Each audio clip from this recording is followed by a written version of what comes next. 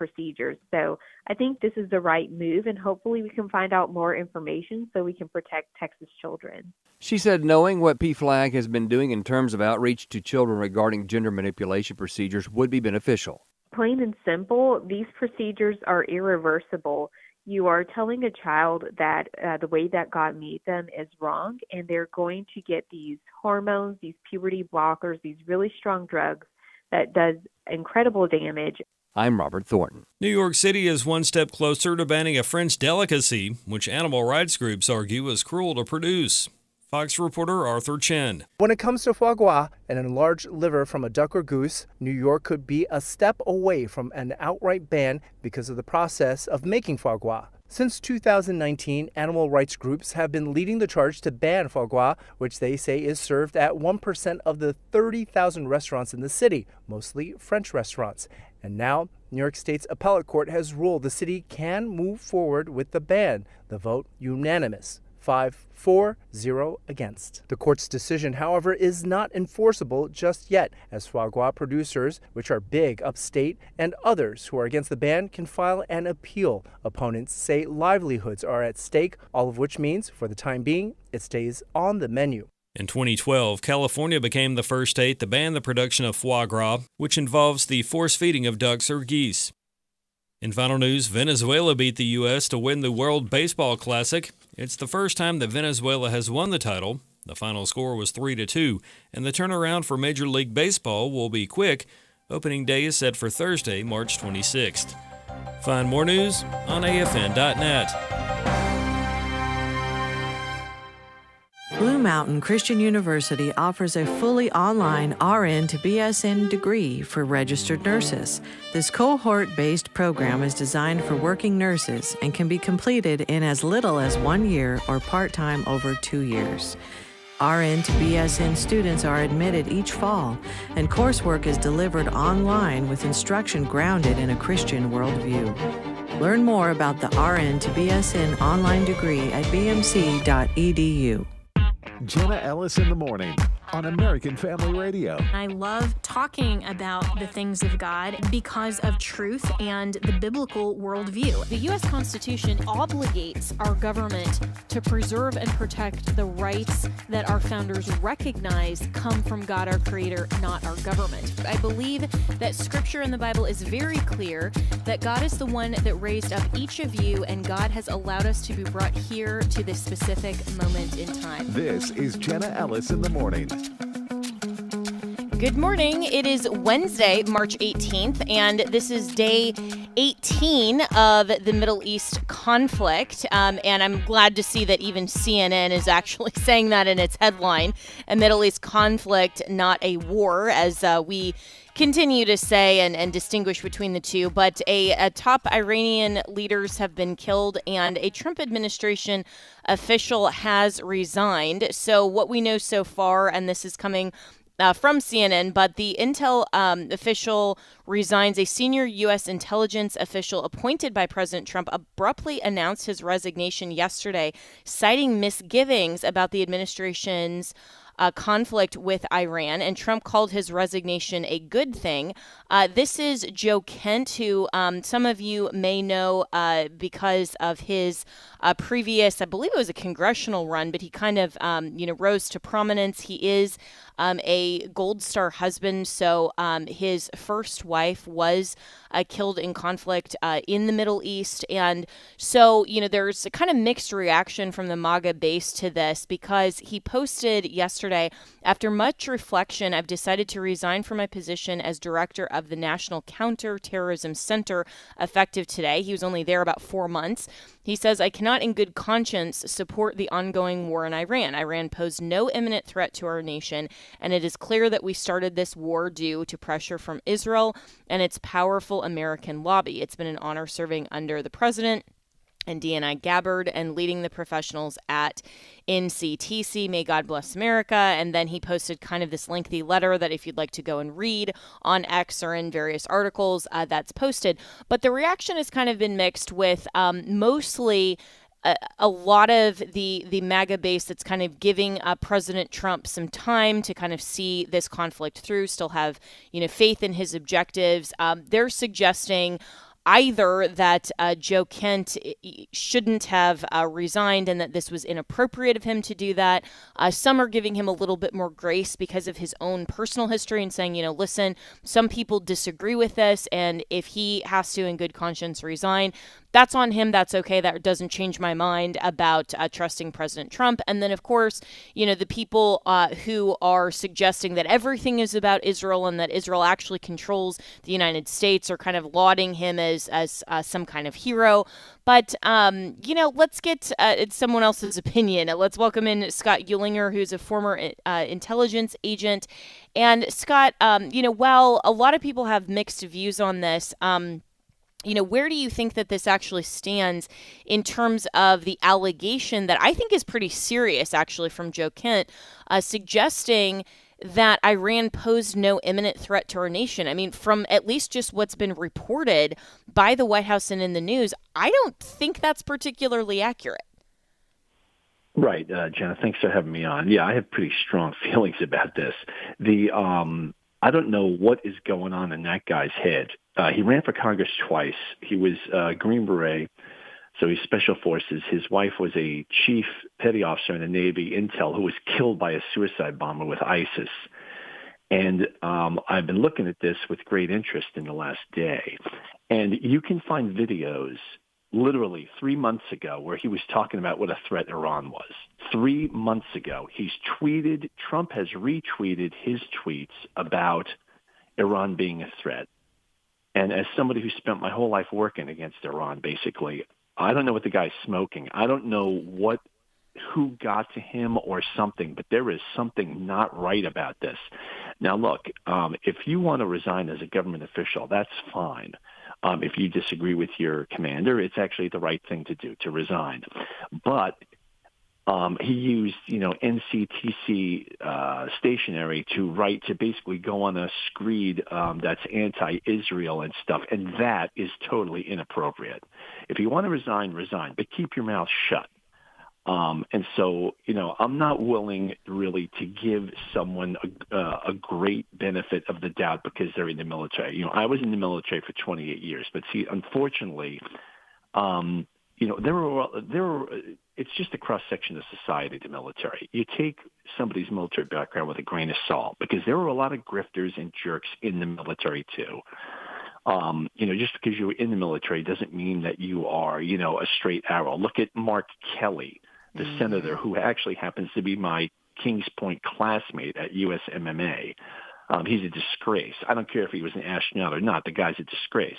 This is just really bizarre behavior. And by the way, in something that was totally predictable, in that people predicted this literally within an hour, and it came true. He's already booked on Tucker Carlson and Candace Owens, who are famous for their anti-Semitic stuff. And there's some kind of Catholic organization that he's like the special guest for as soon as Friday or something.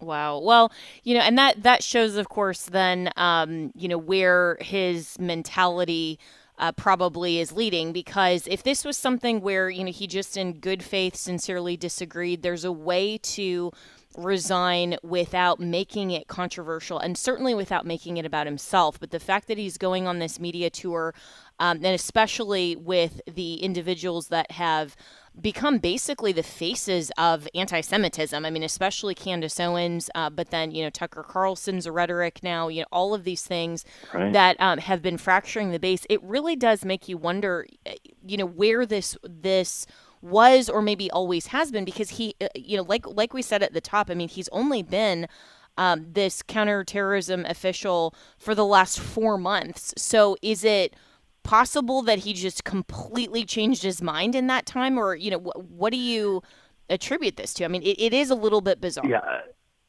right. I find, exactly. That's very, very hard to believe. Like I said, I just watched videos right before coming on the show of him talking about what a threat Iran was 3 months ago. So what changed in 3 months? Did someone what was he offered? It's really strange. It's like, sometimes I think it's like the old movie Invasion of the Body Snatchers. Like, you literally don't know who's going to be taken over and become a pod person in Washington.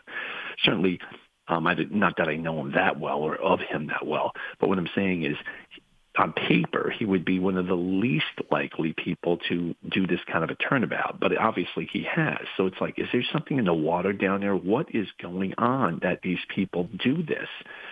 Somehow he has made it all about him, and that he's going to, and of course now the left will use him as the next useful idiot, welcome the defector with open arms, and then he'll be discarded after about 6 weeks or so, after he's spouted off, and then wonder, what he's doing or what he has done to himself. It's a very, very strange world down in Washington, and the more I see things like this, the more I'm glad that I have never gotten the phone call to come work in Washington. Yeah, it's a really. It's a really difficult position, and it seems like President Trump, more than recent Democrat presidents, like Biden and Obama, have people in his ranks that work counter to the appointment for which they were given. And that's really frustrating, I think, from an administrative standpoint, because President Trump is entitled to have people around him that believe in his vision, that actually serve his administration. And I said after the first administration for a long time, obviously that I was a part of the Trump campaign during his first administration, that he was the most underserved president because people came to work for him, but then brought their own ideas and were even unwilling to, carry out direct commands in certain instances and in various positions. And it seems really strange that this seems to affect President Trump more than most. And do you think that that's just because it's on the right, and somehow, we kind of tend to have to not just be team players and think for ourselves, which cuts a little bit both ways, good and bad? Or is it more the picks from President Trump, because he tends to choose people that either he only sees as loyal, and then maybe that turns out to be true or not. But then a lot of times he picks people that he thinks are good on national media and not necessarily for their overall competency. And so then, some of these things like this ultimately end up happening. Yeah, I think it's really a combination of both of those things you described, and I think that is true.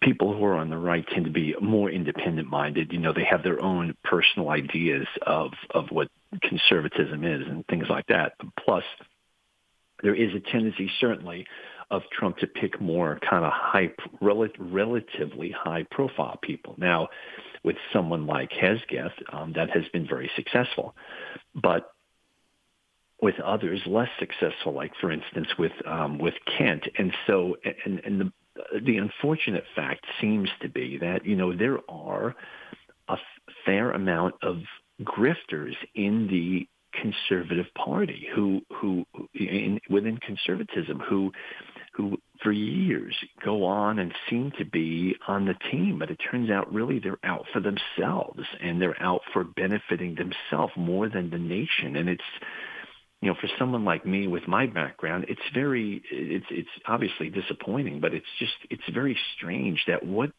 is the mental state of these people that they do things like this? Because it seems, very strange to someone who was raised in a traditional conservative, household like I was.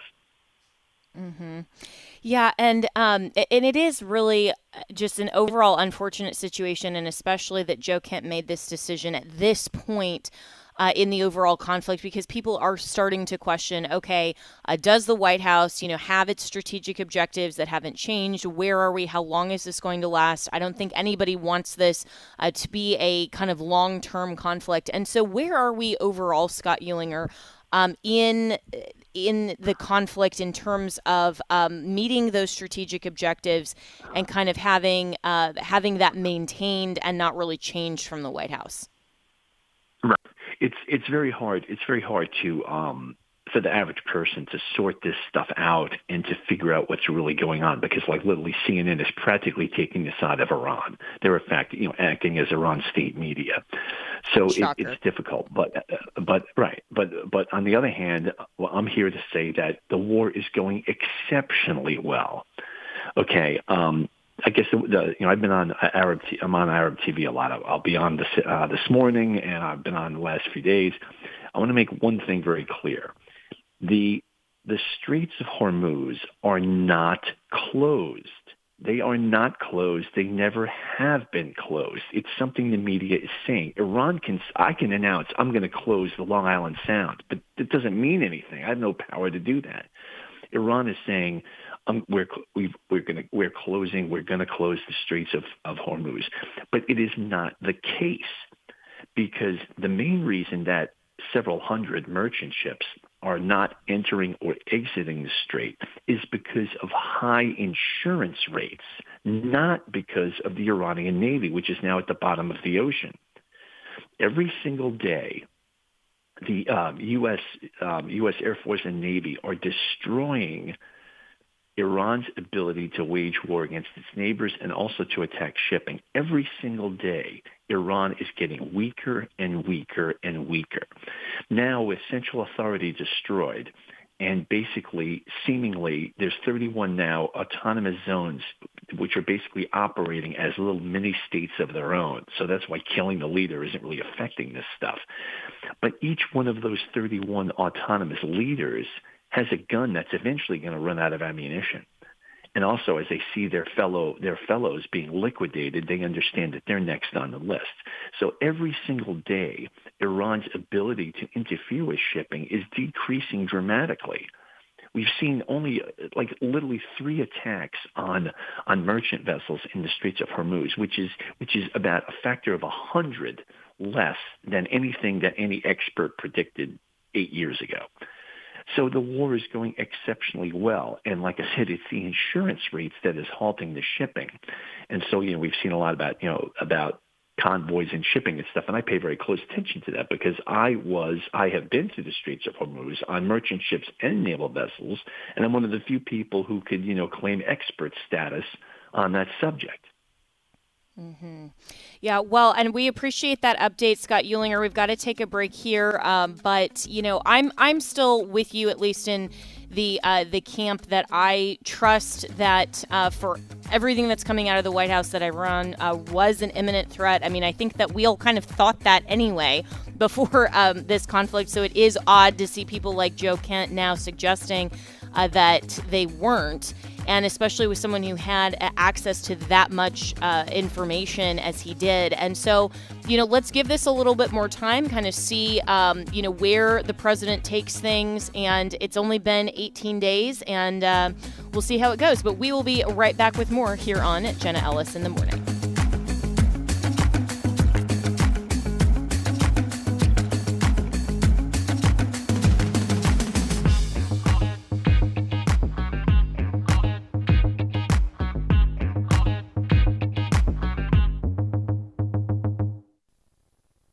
They're coming for your family, not with guns, not with armies, but with laws, with lawsuits, with ballots and bureaucrats. Parental rights are under attack. Marriage is being redefined. Your values, they want them silenced, and they're counting on you to do nothing. But here's the thing, we're not backing down. I'm Walker Wildman, and AFA Action is in the fight, in the legislature, in the courtroom, and at the ballot box. We're stopping bad legislation, we're challenging activist judges, and through iVoter Guide, we're helping Christians vote like it matters, because it does. Thousands of families are already standing with us, and I believe the American family is still worth fighting for, but we can't do it without you, and we need your help today. Visit afaaction.net right now. Give today. Join us on the front lines, because the other side isn't slowing down, and neither can we. afaaction.net. Your voice, your values, your vote. Hey, I'm Brant, and her name is Sherry. Hello. She's a friend of mine whom we were just praying for because of a surgery she just went through. Yes, and I am very happy about something you actually talk about all the time, which is Medishare. That is right. Yeah. So what was your experience like with Medishare and the healthcare bills? Honestly, Brant, seamless. And what a blessing that is when you're already nervous about a health issue, which I was. Yeah. Members shared my expenses. There were zero problems. And let me tell you, having people pray with you when you call in with your need, that is just... It is refreshing. Yes, that's what it is. But I keep telling people, people love Medishare, and they love saving tons of money, too. The typical family can save $500 a month. I am very thankful for Medishare. It is so different, and I mean different in a very, very good way. It is good different. Call now. They're easy to talk to, and you can get a price within 2 minutes. Call 833-44-BIBLE. That's 833-44-BIBLE. 833-44-BIBLE. Hello, Americans. I'm Todd Starnes. Stand by for news and commentary next. Christian leaders say Chick-fil-A has waffled on same-sex marriage. More than a decade ago, Christians around the nation rallied to defend the fast food restaurant after gay marriage activists declared war. They tried to put Chick-fil-A out of business after the son of founder Truett Cathy said marriage is between one man and one woman. But it appears there's been a cultural shift at Chick-fil-A, a Utah franchise posting photos on its Facebook page celebrating the marriage of two men. In recent years, Chick-fil-A stopped donating to Salvation Army and the Fellowship of Christian Athletes after pressure from gay rights groups. Governor Mike Huckabee said his decision to lead that nationwide campaign to support Chick-fil-A was his biggest regret. And many loyal customers are wondering if Chick-fil-A's values were simply a marketing ploy to endear themselves to Christians. Regardless, traditional values have been taken off the menu at Chick-fil-A, just like the chicken salad sandwich and the coleslaw. I'm Todd Stearns. Hey friends of 8 Days of Hope, this is Hannah Fletcher, your communications director. I wanted to say thank you so much for listening to Hope Reigns, a broadcast of 8 Days of Hope. Since 2005, we have existed to love and serve those in need in the face of natural and human disasters. We accomplish this mission through our rebuilding, rapid response, safe house, and mass feeding ministries. It's such a privilege to hear how God moves each and every week through our volunteers and leaders as they strive to provide both physical and spiritual healing to the brokenhearted. Today, we are grateful to have mobilized almost 60,000 volunteers from across the United States to love and serve over 10,000 families, to provide 45,000 meals, and to build 15 homes of refuge and freedom for survivors of trafficking. How great is our God? We thank you so much for your continued support of this ministry and the work that God calls us to. To learn more and get involved with our efforts, visit 8daysofhope.com. That's 8daysofhope.com. Welcome back to Jenna Ellis in the Morning on American Family Radio.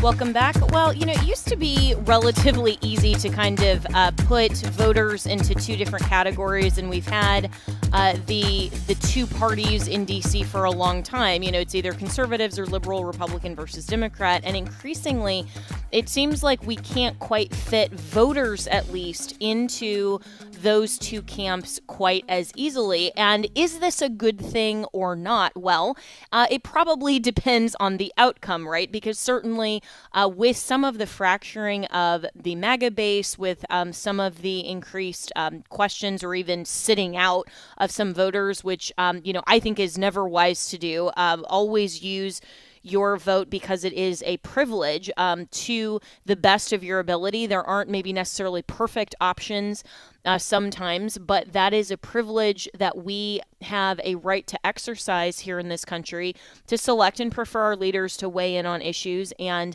to really exercise our voice. And so if we sit out, then we are simply abdicating that duty and responsibility and those selections to the people who do participate and who may not share our values at all. So, I know that a lot of people are really tired, and I am as well, of, just voting for the best of, the possible options, or, this isn't the greatest person, but, it's the least bad candidate. This is why things like primaries matter. But this is also why things like midterms matter. And the midterms coming up in November, are really going to, I think, say with clarity whether Trump's mandate that he was given in 2024 by a wide margin from the American people is still continuing, and whether this is due to the Iran conflict, due to the lack of Doge actually making any sort of really significant progress, depending on what happens today with the SAVE Act, and we're going to get to that in the next segment. Depending on a lot of different things, the economy, what overall the scorecard that the Trump administration has been given so far. I think the midterms are really going to signal whether or not overall the American public has as much of a faith and confidence in President Trump as we did in November of 2024, because that wasn't a close call like everybody, at least mainstream media, was suggesting. And that kind of momentum appears to have waned a little bit, and it is frustrating to a lot of us who would like to see Republicans, while they have control, actually push through conservative policies. And one of the things that's been very interesting to follow has been Secretary Kennedy's Make America Healthy Again movement, which was modeled after, of course, Trump's Make America Great Again campaign. And this has kind of animated, though, interestingly, a bipartisan group of voters, primarily the so-called Maha moms.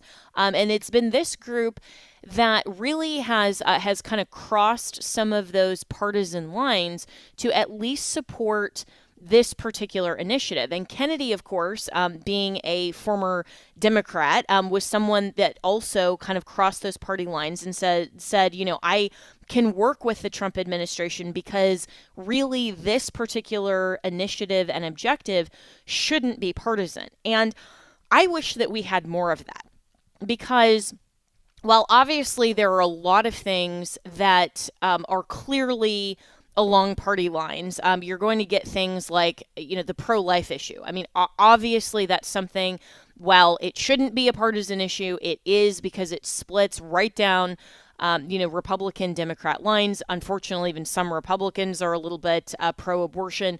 But, overall, that is a very contentious partisan issue. But things like the SAVE Act, for example, just securing our elections, things like the Make America Healthy Again movement, these are things that really honestly should not be partisan. And so these so-called Maha moms really wanted the promise of combating chronic childhood diseases, reducing environmental toxins, finding out what's actually in our ultra-processed food, and addressing specifically over-medicalization. And that's a really key issue that doesn't matter whether you are Democrat or you're Republican or exactly, the partisanship from really any side.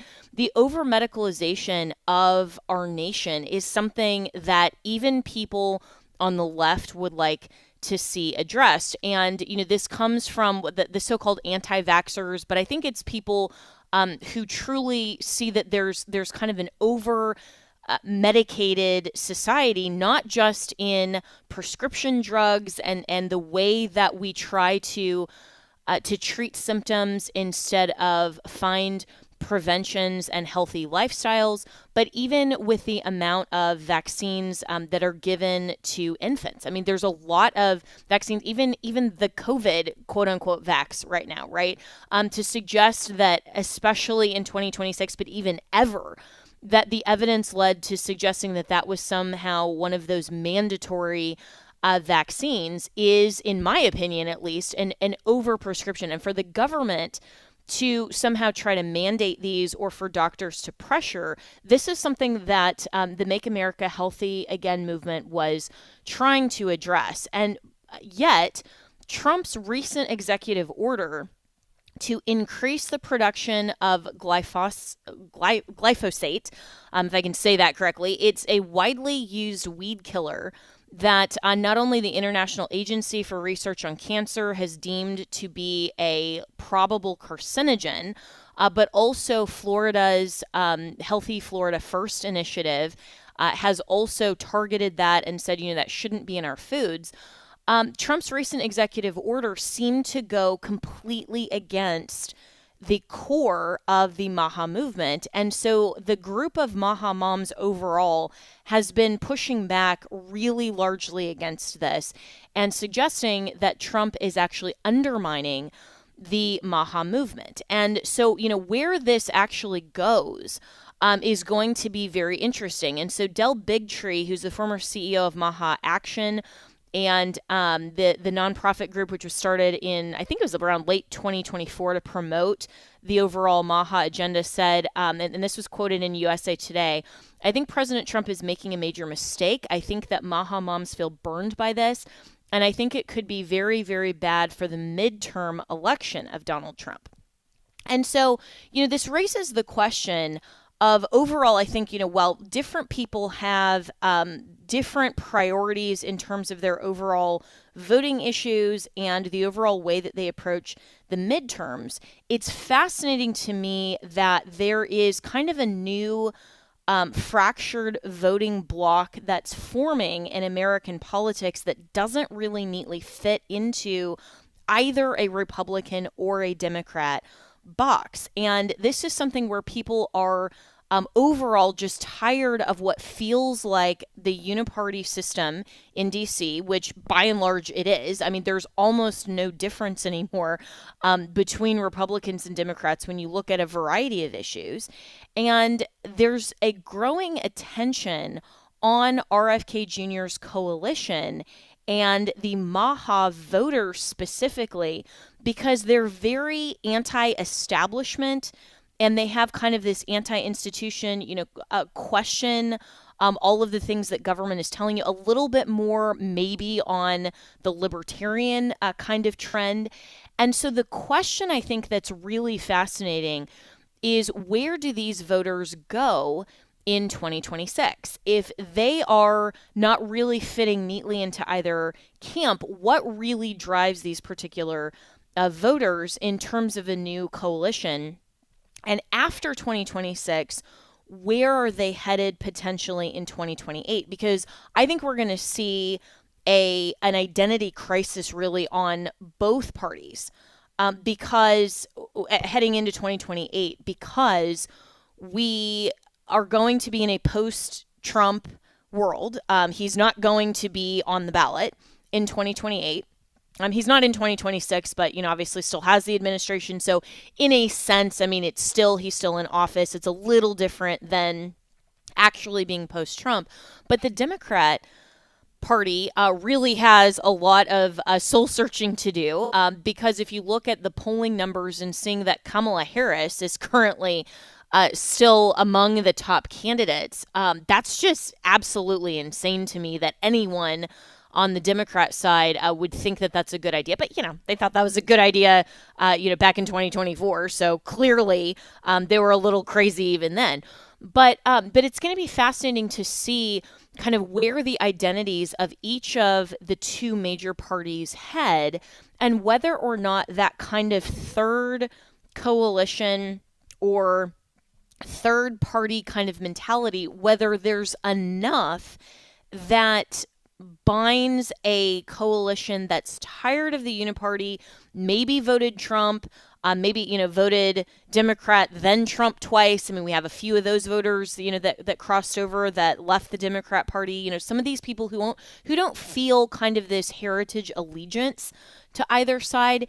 If there's enough of these voters that can make a meaningful challenge as a third party, because the problem has always been with the third party, of course, that you would be taking a slice of the almost half. If you split voters into, Democrats and Republicans, then you would take that third either from mostly almost all Democrats or mostly almost all Republicans. And so then it would just fracture that base, and that wouldn't ever allow kind of a third party to really rise. And so for a long time, the thinking in Washington has been, well, we can't really have a third party. But of course, that's been because of the duopoly of the uniparty to say, well, the Democrats actually need the Republicans and the Republicans need the Democrats so that this third party kind of doesn't rise and take away power from the RNC and the DNC, right? And so there's never really been a cross-section of voters that can come from both the bases of the Democrats and also the Republicans to kind of form a coalition that is done with both sides, but is sufficient in numbers, pulling from both sides to actually create a third party. And it's going to be really fascinating. I'm not saying for sure that, my prediction is that this will happen. I'm just saying that we are at a point in 2026, and the midterms are going to be really fascinating on this, but then especially heading into 2028, we're probably more... It's more likely than at any point in recent American history that a defined coalition that is kind of anti-establishment, anti-big pharma, skeptical of government institutions, and a mix of former Democrats, some populist Republicans, some maybe disaffected MAGA, libertarians, and also independents, that could form this coalition that may have a real shot at being a formidable base. And the key characteristics here, and the real key characteristic, is that these people are motivated more by issues than party loyalty. And that's actually a good thing. I mean, I would put conservatives in that category by and large, right? Like, even though we tend to vote Republican because way better than the Democrats, right? I'm always, as a Christian conservative, going to be motivated more by issues than party loyalty. I'm not going to suggest that anything that any Republican does is good just because they're part of the Republican Party.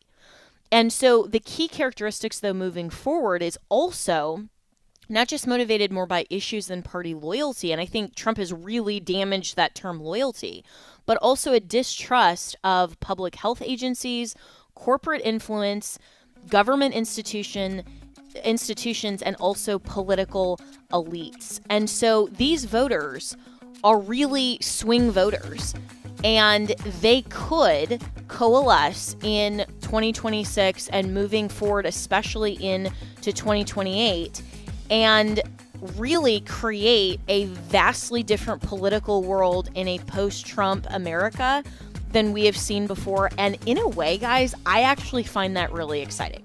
So we'll be right back with more here on Jenna Ellis in the Morning.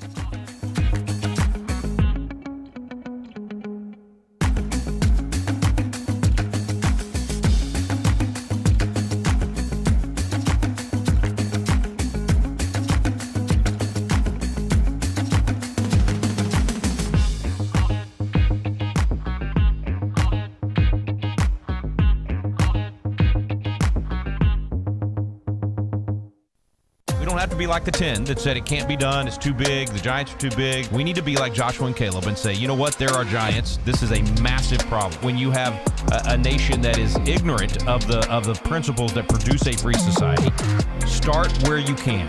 It's the only way I know. It's a little bit at a time. Join Walker Wildman and Rick Green as they tackle today's issues from a biblical and a constitutional perspective.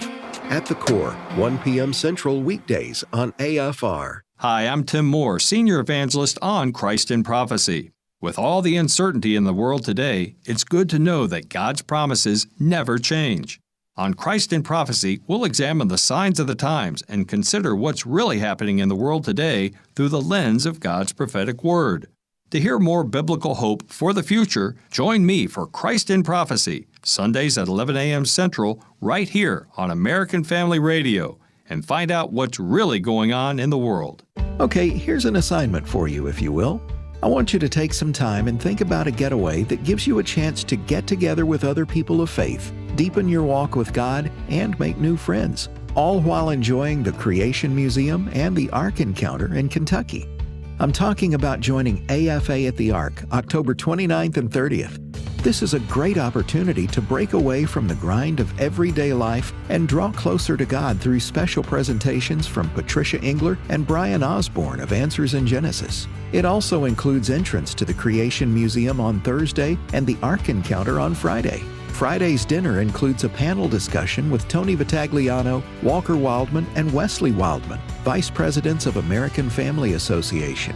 This is an event that can fill up quickly. So hurry to afa.net/events to register for AFA at the Ark 2026. afa.net/events, and we'll see you at the Ark. This is Walker Wildman with AFR, and we're sending Bibles. Here's Michael with Bible League International. The Zalika refugee camp in Malawi, Africa is a place of total chaos. There's 60,000 women, men, and children packed into this camp designed only for 10,000. There's poor sanitation, violence among people groups that hate each other, even murders. But enter the hope of the gospel, where 50 Bible studies have led to 1,000 people coming to Christ in recent months, and there's a sense of calmness and order coming to that camp. One of those new believers, Miriam, is a young widow praying for a Bible to lead her children to know and love Jesus. In many cases, these are women whose husbands had been killed and really feeling completely hopeless. Easter is coming, and this month help us bless 4,000 Bible-less believers. $5 sends one Bible. Yes, that's $5 for one Bible. $100 sends 20, and $500 sends 100 Bibles. Give generously at 800-YES-WORD, 800-YES-WORD, or visit sendbiblesnow.org. Sendbiblesnow.org. Welcome back to Jenna Ellis in the Morning on American Family Radio. Welcome back. Well, one of the biggest voting issues, I think, for especially conservatives, but for the base overall, is whether or not the Senate will actually pass the Trump-backed voter ID bill known as the Save America Act. And so as of yesterday, the GOP triggered a marathon Senate fight to expose the Democrats' opposition to the Save America Act. And at least as of yesterday, the U.S. Senate has voted to advance the Act 51-48, but where exactly is this headed? Let's welcome in Representative Marlin Stutzman from the great state of Indiana. Where are we at with the passage, hopefully, of the Save America Act? Good morning, Jenna. Great to be with you this morning. You know, the House of Representatives, we've passed the Save America Act, and now it's in the Senate's hands. And as we know, the Senate has a hard time getting bills across the finish line because of the filibuster rule in the Senate. And so it seems like Leader Thune and, the Republicans that are really pushing for a vote on the floor to pass the Save America Act. We got our, conservative champions over there, Mike Lee, Ron Johnson from Wisconsin, Rick Scott from Florida are really working hard. And, this is a policy that is supported by 8 out of 10 Americans, not Republicans, Americans. And so this is something that I think, the American people are demanding. President Trump has been talking about this for the longest time. We just need the Senate to step up and get the vote done and find a way to get it across the finish line and get around these filibuster rules that keep hanging good policy up. Yeah, and so, where is this actually at? Because this triggering the GOP kind of triggering this, this marathon sort of talking filibuster and all of that. How does that actually work in the Senate in terms of affecting, or if it does, the overall 60 vote threshold and cloture and, all of that? Because I think some people are a little bit confused as to, the outcome saying, okay, this was advanced by a 51 vote majority, and yet we thought we needed 60. So, what exactly is going on here? Yeah, great question, because it's not the normal process, because Republicans are trying to protect the filibuster threshold of 60 votes, but getting around it on this particular vote. And so they had a rule vote that required 51 Republicans to pass. Well, we lost Lisa Murkowski from Alaska. She's opposed to the voter ID laws, which Alaskans should be paying close attention to that. And so they're now at a talking filibuster plan. That's the strategy. They should be voting on that. They crossed one rule vote yesterday, with only Republican votes, losing one Republican. And now today they're going to go to a speaking filibuster. But I tell you, I think, Jenna, they've even got us a little confused because it seems like they're changing some of the rules as they go to try to figure out a way to get this across the finish line. And at the end of the day, we don't have those rules in the House of Representatives. We have a smaller majority out of 435 members in the House compared to 100 members in the Senate. And Speaker Mike Johnson and Republicans passed it with a simple majority. Senate leadership needs to do the same thing and realize, that what this vote really means is that we're going to require all 50 states for people to vote to have proof of citizenship and a photo ID to be able to vote. We have this already in Indiana. Some states already have that. There's been some confusion, with people across the country. Like, well, we already have this law. Some states do, some states don't. And that's what we're saying is, look, you look at the states that have photo ID laws. There is a consistency in making sure the results are fair and accurate and there's integrity in the system.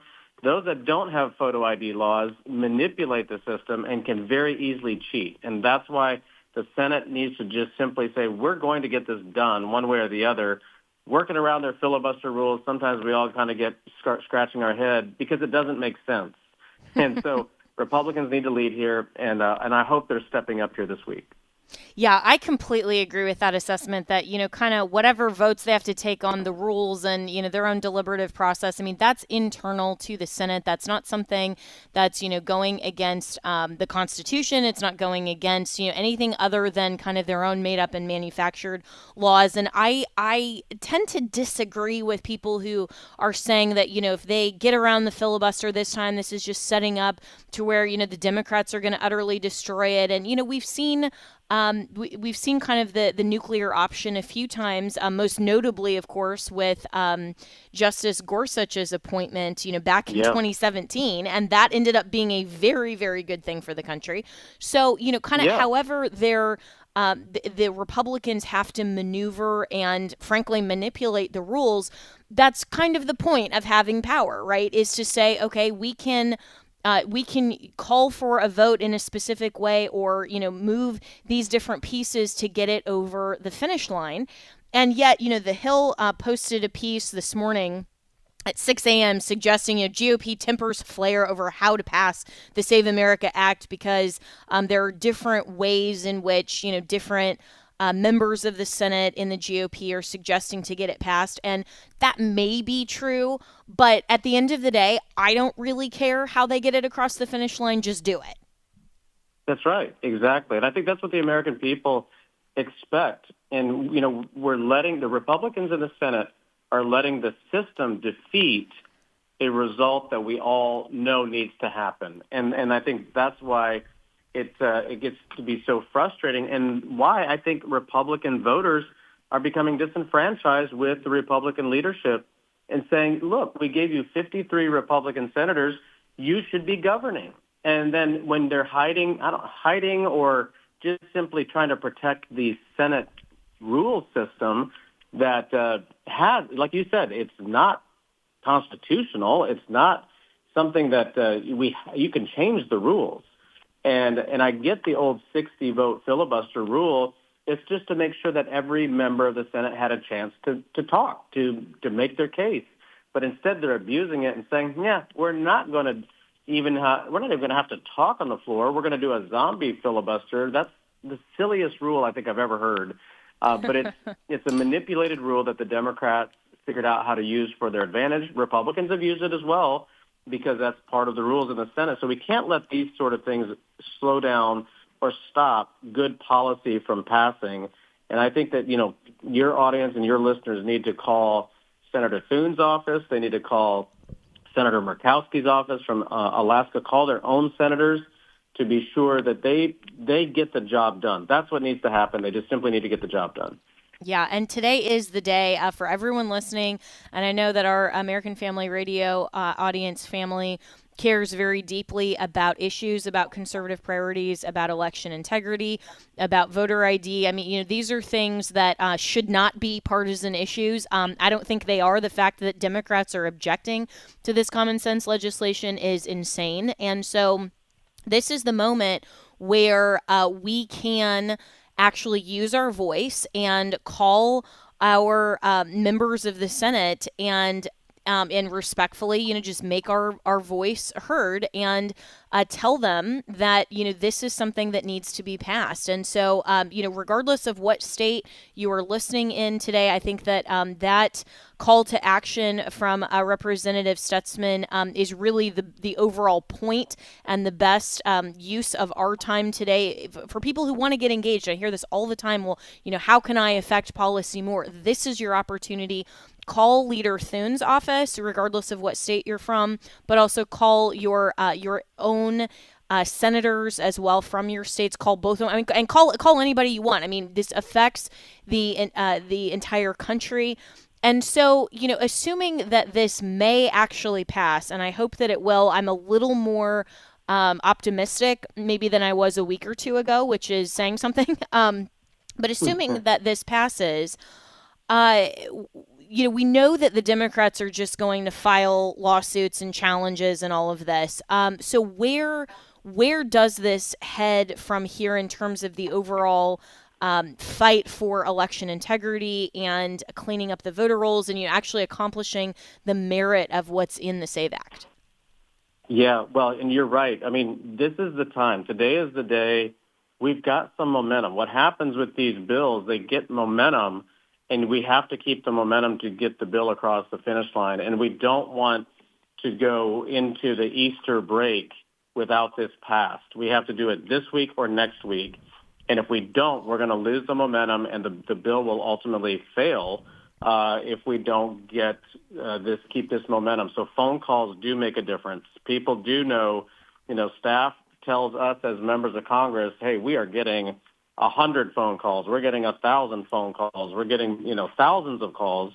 So your phone calls make a big difference. And, let me give you a quick example, Jenna. A good friend of ours, Pastor Lorenzo Sewell from Detroit, he prayed at President Trump's inauguration. He has become a really good friend. And his church, predominantly black in Detroit, has his congregants went to vote in the past election and got to the polls and were told they had already voted when they hadn't. And so that's why voter ID laws matter, because how can they steal? They were stealing people's votes, their ballots, through mail-in ballots, and they voted for people and stole their opportunity as an American to vote for the person they would choose to vote for. And so that's why states like Michigan, states like California, of course, Wisconsin, all these swing states, Nevada, Arizona, those are critical to have voter ID laws to make sure that these folks know, these political operatives know where to go to get the votes to be able to win certain states. Cuyahoga County, Cleveland area was a big area for Ohio. Detroit, of course, and Michigan, Philadelphia, and Pennsylvania. And so these are really critical. And so once it gets past the Senate, if they pass the bill as is, it'll go to the president's desk, and then it becomes enacted into law. And those states that don't comply, will be, drug into court. And ultimately, this probably comes down to the Supreme Court making a decision requiring every state to follow the law if we can get this passed this week. Yeah, and you're so right, Congressman Stutzman, that this needs to happen before the Easter break, because this would just be another way that the Democrats again kind of run out the clock on the momentum, and we've seen that they try to simply obstruct, and that is kind of one of the objections to this kind of talking filibuster of just sort of wasting time, and some of those objections. And at the end of the day, however the GOP maneuvers it, like we've been discussing, as long as they get it over that finish line first, before the Easter break, that's ultimately the goal and what needs to happen. And, it's not going to surprise me, though, if Democrats kind of manufacture some other, media narrative and some, shiny event or object to misdirect and to point America's attention to over the next week or so, especially, things going on in Iran with, who knows what else they'll decide is incredibly important this week. And it's very important that we as voters and as conservatives aren't distracted by all that. And we continue to call our senators throughout the week and tell this is passed and kind of keep this as the main thing. Congressman Brandon Gill from Texas, of course, one of your colleagues, posted on X this morning, the Save America Act is the only priority right now in Washington, something to that effect. And I think he's absolutely right about that. This is the only thing that really matters right now, because if the Senate can't get this across the finish line, then I don't think that will bode well overall for not just the GOP in the midterms, but for Republicans in general in terms of actually utilizing their power when they have it. That's right. No, and the Democrats are so good at taking phrases like, they like to accuse President Trump that he's a threat to democracy. How is that a threat to democracy? Is when people have their ballots stolen, when there's a lack of integrity in the election process. That's why the Save America Act is, as Brandon said, the most critical piece of legislation to pass in Washington this today. I mean, going into the 2026 election, if people feel, and this is where, people in Indiana, we've got voter ID laws and say, okay, we've gone through our election process, but we know there's cheating going on in California, or there's cheating going on in New York or Illinois. Of course, Illinois is right next door to us. And when we know what type of Chicago politics, how it all works. I mean, when you say Chicago politics, every American goes like, they roll their eyes and be like, oh yeah, we know what they do. That's right. That's what they do. And that's why we need to make sure we clean up the system and require photo IDs to be a part of our electoral process. That way there's integrity in the system, and that way we rebuild trust in our democratic process. If you break down the trust in the democratic process, our country's in a world of hurt. Yes, and so this is our moment and our time to call our U.S. senators, call Leader Thune, and ask them to pass the SAVE Act, get engaged and get involved. I would encourage every one of you to make those calls today and every day until the Senate actually passes this important piece of legislation. Well, Representative Marlin Stutzman, thanks so much for your time. Follow him across social media platforms at Rep. Stutzman, and you can reach me and my team, Jenna, at afr.net.